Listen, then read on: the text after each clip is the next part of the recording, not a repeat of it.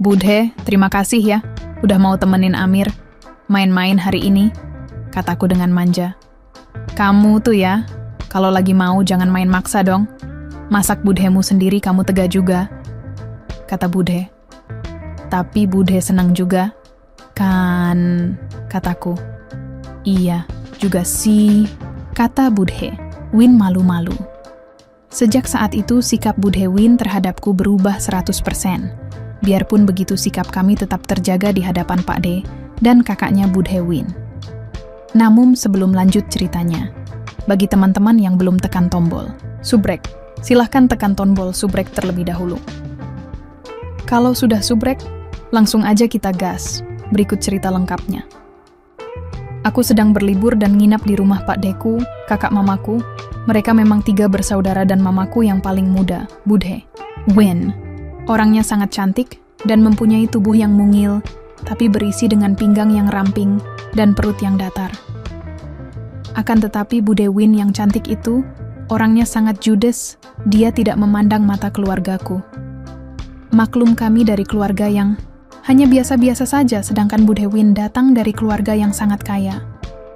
Dia hanya 2 bersaudara dan kakak perempuannya yang seorang jandua juga ikut tinggal di rumah Budhe Win. Selama aku berada di rumah Pak D ini, hampir setiap hari Budhe Win mengomel saja karena dia memang sangat benci. Kalau aku menginap di rumahnya, di samping aku memang termasuk anak yang bandel. Biarpun secara postur tubuh, aku sudah kelihatan sangat dewasa karena tinggi badanku 172 cm. Dengan tubuh yang berotot, Budhe Win curiga saja dan menganggap aku sering menerima duit dari Pak D. Padahal sangat jarang Pak D memberi aku duit. Saat ini aku nginap di rumah mereka, sebenarnya hanya karena terpaksa saja, karena aku sedang berlibur keluar kota dan ibuku memberitahukan kepada Pak Deku dan memaksa aku tinggal di rumahnya. Hari ini entah mengapa aku merasa suntuk banget sendirian di rumahnya itu. Kemarin sore sebelum Pak D pulang dari kantor, Budhe Win marah-marah dan menunjukkan muka cemberut terhadapku. Saat itu rumah berada dalam keadaan sepi. Pak Deku sudah pergi ke kantor, kakak Budhe Win sedang pergi jalan-jalan, Mbak pembantu lagi pergi ke pasar, sedangkan Budhe Win katanya mau pergi ke arisan. Tadi sebelum pergi, dengan nada yang setengah membentak, Budhe Win menyuruhku menjaga rumah.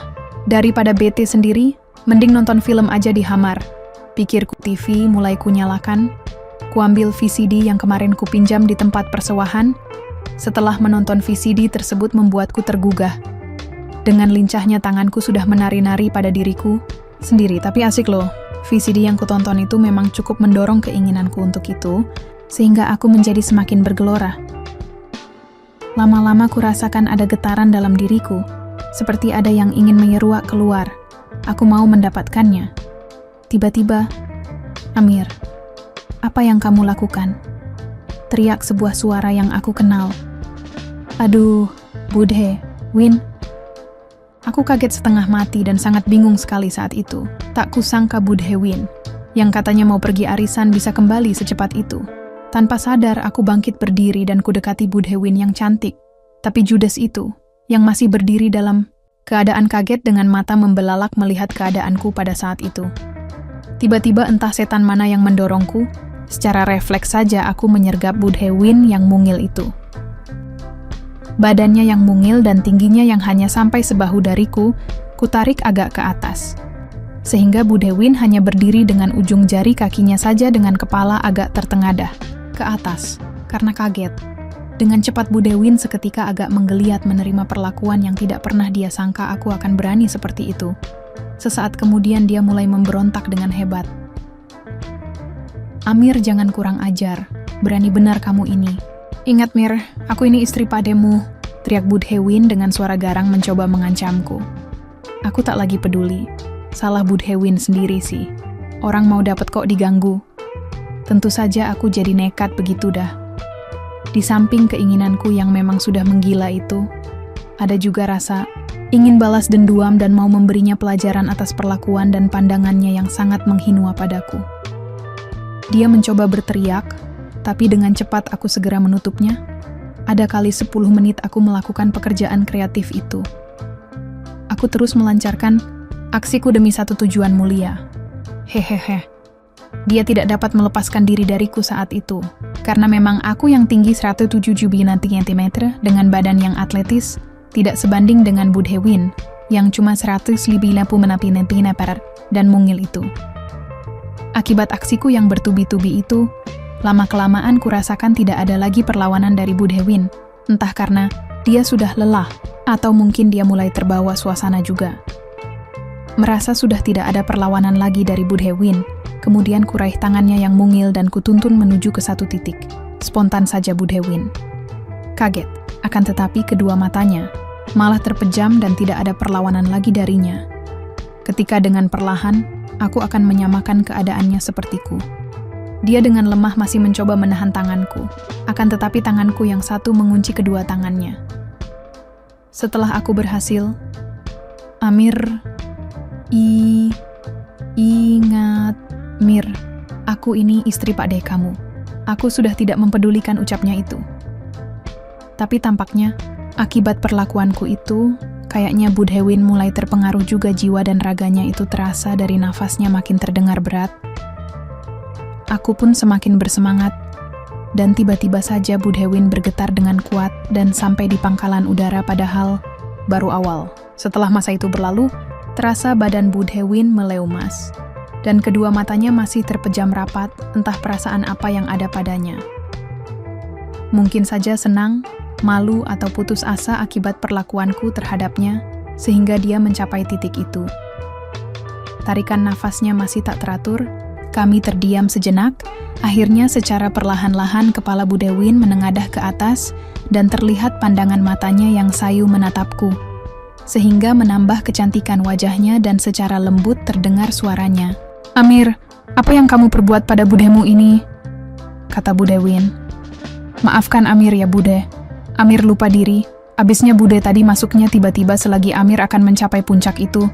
Salah Bude sendiri. Hehehe. Dan lagi pula Bude amat cantik. Sahutku mencari-cari alasan sekenanya. Pada saat itu, Bude sudah tampak mulai bisa menerima atas apa yang aku perbuat padanya. Kemudian kutarik berdiri Budhewin dan kutuntun ke tempat tidur. Setelah Budhewin berada di atas tempat tidur, Budhewin hanya menatapku dengan pandangan yang terlihat pasruah. Aku pun menyusul naik ke atas tempat tidur, dan tidak ada lagi kesulitan karena Budhe sudah mau membantuku. Tidak seperti di awal yang tadi yang mana Budhewin masih belum sadar kalau hidangan yang aku tawarkan itu gratis dan sangat lezato. Perasaanku terasa melayang-layang dilanda indahnya surga dunia yang tidak terlukiskan ini, yang kudapatkan dari Budhewin. Semua itu aku kerjakan dengan hati-hati dan penuh perasaan karena, katanya Budhewin, apa yang ada saat itu jauh besuar dari Pak De. Tetapi lama-kelamaan, sepertinya sudah ada tanda yang menuntut penyelesaiannya. Aku sudah tidak bisa lagi banyak bicara. Hal itu tentu membuat Budhewin kaget juga. Mendapati perubahan itu secara tiba-tiba, tak kuhiraukan lagi suara Budhewin yang selalu menyanyikan lagu-lagu rohani. Yang ada di pikiranku saat itu adalah aku ingin segera mengakhirinya. Setelah berhasil, aku membawa Budhewin ke alam nirwana yang bertabur bintang itu. Budhe, terima kasih ya, udah mau temenin Amir, main-main hari ini. Kataku dengan manja. Kamu tuh ya, kalau lagi mau jangan main maksa dong. Masak budemu sendiri kamu tega juga. Kata Budhe. Tapi Budhe senang juga. Kan? Kataku. Iya. Juga sih. Kata Budhewin malu-malu. Sejak saat itu sikap Budhewin terhadapku berubah 100%. Biarpun begitu sikap kami tetap terjaga di hadapan Pak De dan kakaknya Budhewin. Aku dan Budhewin semakin sering mengulangnya.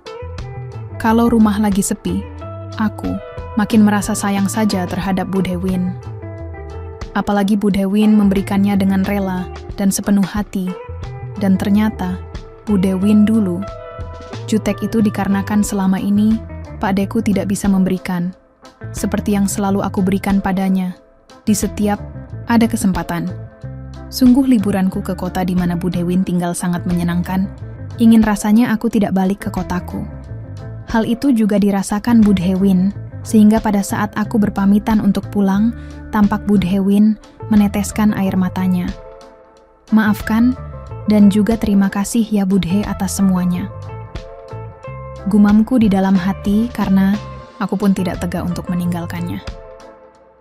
Sekian dan terima kasih. Sekali lagi, tidak pernah lupa Mimin ingin mengingatkan bahwa tidak ada maksud untuk merusak moral. Tapi di sini kami selaku admin channel Makyam hanya berbagi pengalaman dari viewer saja, yang tentu saja tidak untuk ditiru. Terima kasih sudah mau mendengarkan kisah nyata ini. Ambil baiknya dan buang buruknya dari cerita kisah ini. Semoga hal seperti ini tidak terjadi kepada kita semua, bosku, dan semoga kita semua dilindungi dari mara bahaya. Amin ya rabbal alamin. Terima kasih dan sampai jumpa di cerita selanjutnya. Jangan lupa like, komen, share, dan subscribe. Oh iya, kira-kira kalian semua bosku yang terhormat kepengen kisah-kisah yang seperti apa lagi nih? Tolong berikan komentar-komentar kalian di video ini ya.